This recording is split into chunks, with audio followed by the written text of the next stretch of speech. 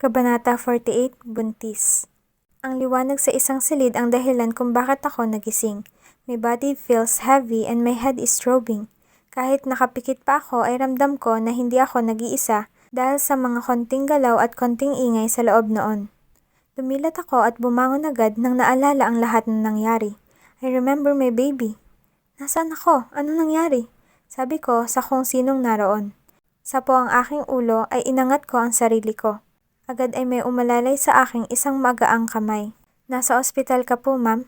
It's okay. The baby's safe. You just need rest. A soft voice from a girl told me. Nahanap ko ang babaeng nurse na nag-aalala. Hinawakan ko ang kanyang braso. Her assurance made me feel safe. Huminga ako ng malalim ngunit hindi ako humigang muli.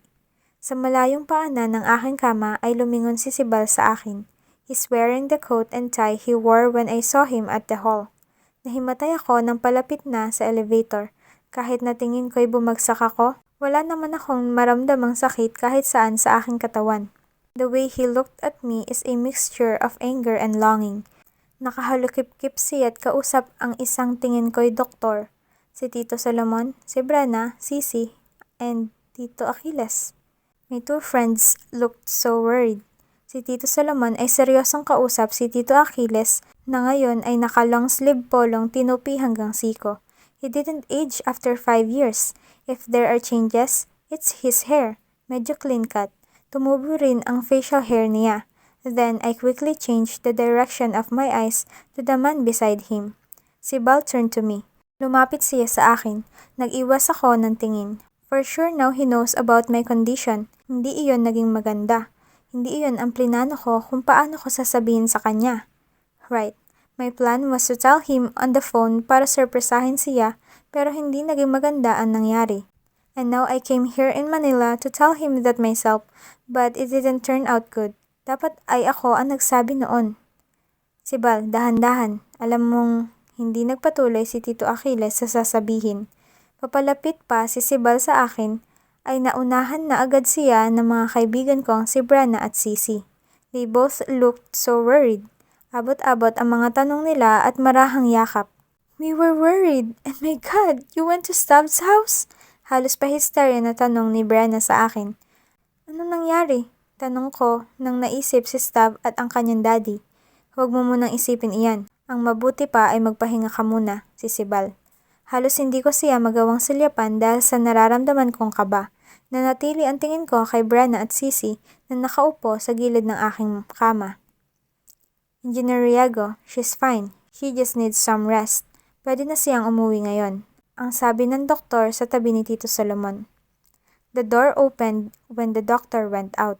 Sumungaw din ang ulo ni Katarina galing doon. Nagtama agad ang mga mata namin. Napaawang ang bibig niya nang nakita ako pero agad siyang bumaling kay Sibal. Her eyes looked tired from crying. I'm not sure why. Did she know that I'm pregnant? That Sibal might somehow just choose me because of it? Sibal, mauna na ako sa conference. Sasabihin ko kay Mr. Lee na bukas na lang kayo mag-usap. Si Katarina. Sabihin mo kay Mr. Lee na tatawag na lang ako. Hindi ko tatapusin ang conference. Sibal said without tearing his eyes off me. Napalunok ako. Bumagsak ang aking tingin sa aking kumot. Okay. Malungkot na sinabi ni Katarina bago sinarado ang pintuan. This feels familiar. This feels actually like what probably happened between Tito Achilles and Tita Marem. Nabuntis ba ni Tito Achilles ang nanay ni Sibal at Jax, dahilan kung bakit pinanagutan niya iyon at tinanggihan si Tita Marem kahit mahal niya ito?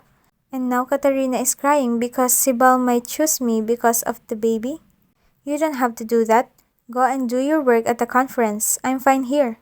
Sabi ko sabay angat ng tingin kay Sibal. Umigting ang kanyang panga. Isang malalim na buga ng hininga ang kanyang pinakawalan. Don't be hard-headed, Snow. Kailangan mo magpahinga. You're pregnant for God's sake. Si Brana. She's right, Snow. At hindi ka pa natitingnan ng doktor, hindi ba? Si Sisi naman. Mas mabuti pa sigurong bago kayo umuwi, Sibal, ay patingnan mo si Snow. Si Tito Solomon. I already arranged that, sir. May appointment na sa OB. Tumawa si Tito Achilles. Lumapit siya kay Sibal at tinapik niya ang balikat nito. Good job, tukso niya. Sinimangutan lamang siya ni Sibal pero tinawanan lamang iyon ni Tito. Parang may nagbabara sa lalamunan ko. Mariin kong hinawakan ng kumot habang naririnig silang nagtatawanan at nagtutuksuhan. I don't want him to feel trapped with me just because... Why didn't I think about that before? I just want him to know that we have a child. Yun lang. Hindi na kailangan panagutan kung ayaw niya. Snow, hindi ko pa nasasabi kay Kuya Remus ito. Mas mabuting ikaw ang magsabi sa kanya nito. Si Tito Solomon na ngayon ay humalukip-kip sa harapan ko. Marahan akong tumango. I want to go back to Castellana. No, you're staying here until we have a go signal to travel. Singit ni Sibal. Tinapunan ko siya ng tingin. My eyes immediately watered. Kitang-kita ko ang pamumungay ng kanyang mga mata. The gentleness I saw in his eyes must not be for me. It's for our baby, I know it. Not that I don't want him to be gentle to our baby. I just don't want to hope for anything now that it's all so clear. Fine, then I'll go to the OB to see if I'm fit to travel, sabi ko. Oo nga naman, si Brenna. We'll visit you once you land there, Snow. Tumango ako at ngumiti sa aking mga kaibigan. I suggest you let Miss Calves rest for a while before seeing the OB, engineer.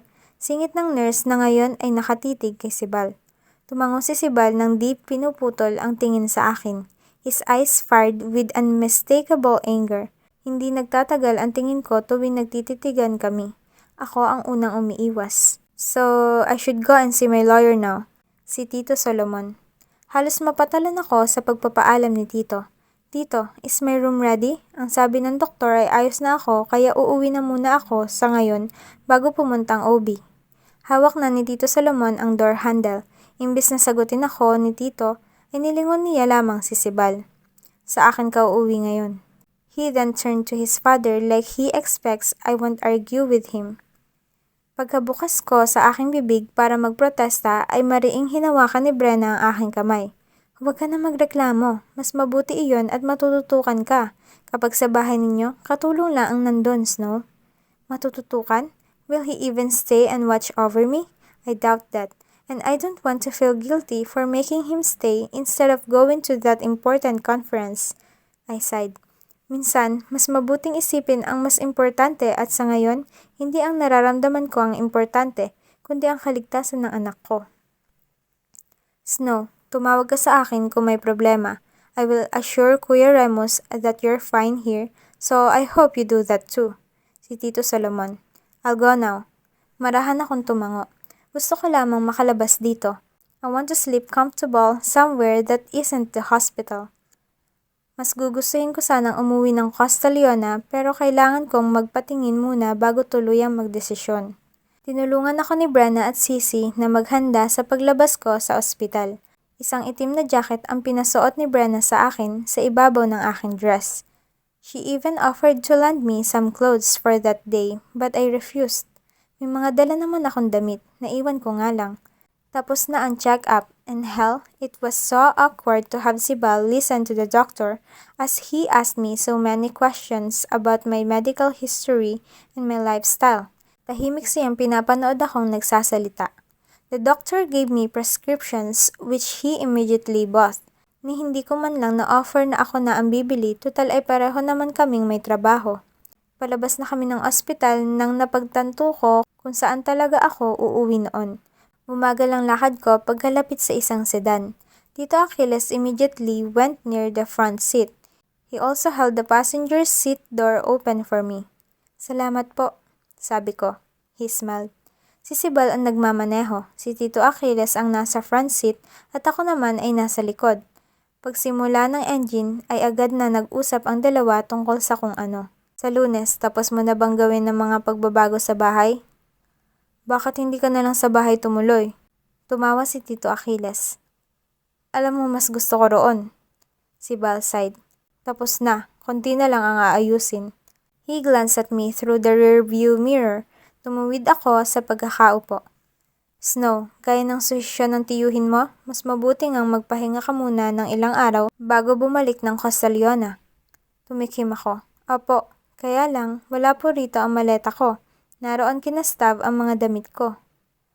Pati ba ang mga importanteng bagay ay naiwan mo sa loob ng maleta mo? Tito Achilles asked. Mumuso ako nang naalalang lahat ng importante ay nasa bag na dala ko.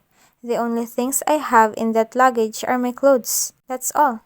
But how can I stay here when I have nothing to put on? Ang iyong passport, ID. Nasa bag ko ang lahat. Damit lang ang nasa luggage. Tatawag ako kay Solomon at titignan ko kung may magagawa ba siya riyan. Huwag na, si Bal interrupted. Bumaling si Tito Achilles kay Sibal. Unti-unting sumilay ang ngiti sa labi ni Tito. Nanatiling seryosa ang tingin ni Sibal sa kalsada. Anong huwag na? Ano ang susuotin ko kung ganoon? Hindi ko na isinatinig iyon dahil agad iniba ni Tito Achilles ang usapan. The night looked so alive in Manila. Parang hindi na ako sanay na makita ang ganito kagising na gabi. At pinuno ko ang aking mga mata ng mga sasakyan at mga building na gising sa gabing iyon. Hindi ko alam na nangungulila pa rin pala ako kahit paano sa syudad. Tumigil ang sasakyan ni Sibal sa isang mall sa Makati. Binuksan agad ni Tito Achilles ang pintuan at lumabas na. Nagdadalawang isip pa akong magbukas dahil hindi ko inasahang pupunta kami rito. He then turned to me. Kaya mo pa bang maglakad ng saglit? Matalim ko siyang tinitigan. For God's sake, I'm pregnant, not disabled. Siyempre. Iritado kong sinabi sabay bukas ng pintuan at labas. Padabog kong sinarado iyon. If he wants to do the things he'd like, edi gawin namin iyon. Nakapagpahinga naman ako ng maayos sa ospital kaya ayos lang kung maglakad-lakad kami rito. I'm not mad because he wants me to go to the mall instead of rest. I'm mad because he treats me like I'm sick or something. Maiwan ko na kayo rito, si Tito Achilles. May ka-meet up pa ako. Mag-iingat kayo. Snow, magpahinga kang mabuti. Tumango ako. Opo, Tito. Salamat. Sibal. Sumenyas siya ng kung ano kay Sibal. Umiling si Sibal at lumapit na sa akin. Tito Achilles laughed and gave us more goodbyes at pagkatapos ay umalis. Bumaling si Sibal sa akin. Kaming dalawa na lang ngayon. His clenched jaw told me that he isn't happy with anything at all. Kahit na narito ako at pinagbibigyan siya sa gusto niyang mangyari. Dito tayo kakain ng hapunan. Bibili tayo ng damit mo bago umuwi. Malapit lang dito ang kondo ko. Oh, so it's far from Pasay. The reason why he had to pay for the suite with Katarina, ha? Anong gusto mong kainin? Kahit ano, hindi naman ako gutom, sabi ko. Tumango siya at nagsimula ng maglakad. Sumunod ako sa giya niya. Hulog ng langit si Brenna nang pinasuot niya ako ng jacket. Of course, I can't walk in this place with my revealing dress. Nasa mall ako. Kahit nga ganito ay may mga natatanggap akong mapanuring tingin sa mga tao. Pumasok kami sa isang Filipino cuisine restaurant. The waiter gave me a menu pero ibinalik ko na lamang iyon. Hindi ako gutom. Mariin kong sinabi. Kailangan mong kumain. Giit ni Sibal. I sighed. I know. I'm just not in the mood to choose a food. Kakain ako ng kahit anong ihanda niya. Total ay paniguradong siya ang magbabayad. I don't want to demand. He ordered 3 types of Filipino dishes. May kare-kare, lechong kawali, at grilled prawns. My stomach immediately starved at the sight of them. Tinikman ko ang lahat ng nakahain. After a while, I realized that the man in front of me is only sipping on his juice. Kumain naman siya pero parang ang aga niyang nabusog. Maglalagay pa sana ako ng kare-kare sa aking pinggan. Nang napagtanto iyon ay bumagal ang kuha ko at ang paglagay sa aking pinggan. Tumuwid ako sa pagkakaupo. Nagmamadali ka? Tanong ko. Hindi. Tumikim siya at binalik ang baso sa kanyang gilid. Isang subo ay binitawan ko na ang kutsara. Mabilis pa siyang natapos o sadyang matakaw ako? The thought of it sent shivers down my spine. Baby, do you still want to eat? Nagpunas ako ng bibig. Kumain ka pa, aniya. Umiling ako. I'm done. Busog na ako. It's true, but I can still eat more. Damn, I need to watch my weight too. Hindi ko naman pagkakaitan ang anak ko ng pagkain, pero kung busog na ay pwede naman siguro akong tumigil. Bumaling ako sa kabilang table na may masayang pamilya ng 4. May iilan ding doong nagde-date na mga couples, and we looked like one of those couples. Bibili na lang tayo ng damit. Pagkatapos ay uuwi na. Kaya mo pa ba? He asked. Bakit hindi? Iritado kong tanong. Nagkatinginan kaming dalawa. Sa galit ko ay nagawa kong magtagal. He tore his eyes off me to meet the waiter. He put a card on the small tray. Kinuha ko ang isang baso ng tubig at ininuman iyon. Nang naibalik na ang card niya ay umalis na agad kami roon. I have cash here so I can pay for my clothes. Naghanap ako ng mga paborito kong brand sa mall na iyon pero hindi naman lumiko si Sibal. I was about to tell him that I want to go to a certain boutique when instead he went to one. Natigilan ako nang napagtanto kung saan siya pumasok. Parang may mainit na kamay na humaplos sa aking dibdib. The pastel-colored shop lined up in that hall. Iyon ang una kaya iyon ang pinasok ni Sibal. Dahan-dahan akong pumasok sa loob para mangitian ng babaeng nakaabang. Is it a baby boy, ma'am? Or a baby girl? Sabay hagod ng tingin noong babae sa akin. Umiling ako. Nanginginig ang labi habang binabalingan ang babae. I don't know yet. Iyon sana ang isasagot ko pero nawalan ako ng tinig. Kasama niyo ba si sir? Tanong noong babae sabay turo kay Sibal na naroon sa mga damit para sa mga buntis. Inirap ko ang luhang nangilid sa aking mga mata. Dito ka mamili, aniya nang nakalapit ako. Do I look like pregnant to you? Iritado kong sinabi. Nawala ang bakas ng aking luha nang nakita ko siyang kaninang sumulyap sa mga pambatang damit. Bumaling siya. Ngayon, mas iritado pa sa akin. Buntis ka, giit niya. Hindi pa malaki ang tiyan ko, kaya ba't ako dito bibili, hindi ba? He checked my stomach part.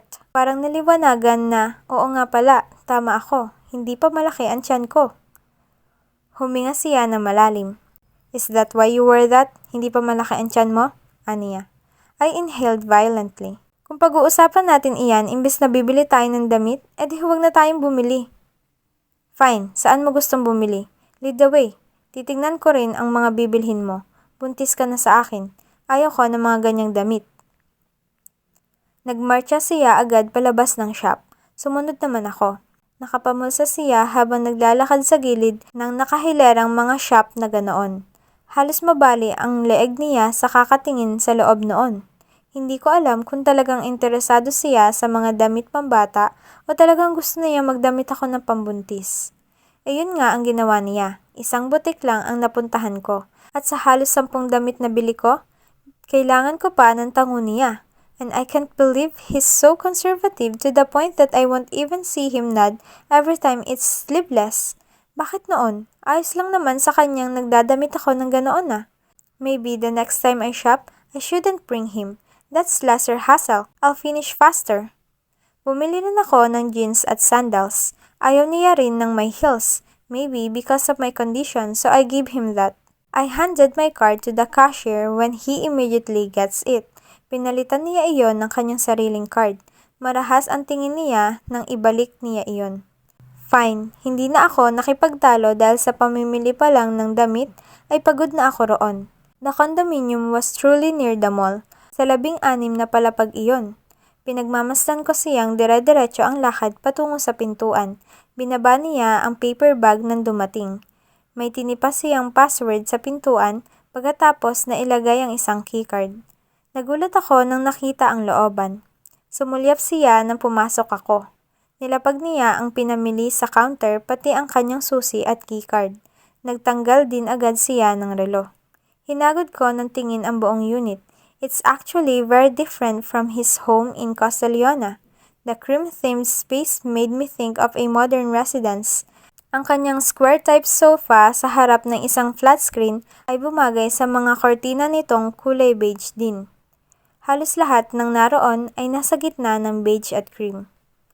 Hinaplos ko ang magaspang na tela ng malambot na sofa at tinanaw ang malaking bintana na dungaw ay ang buong Makati. Ilan ang kwarto rito? Tanong ko. 4.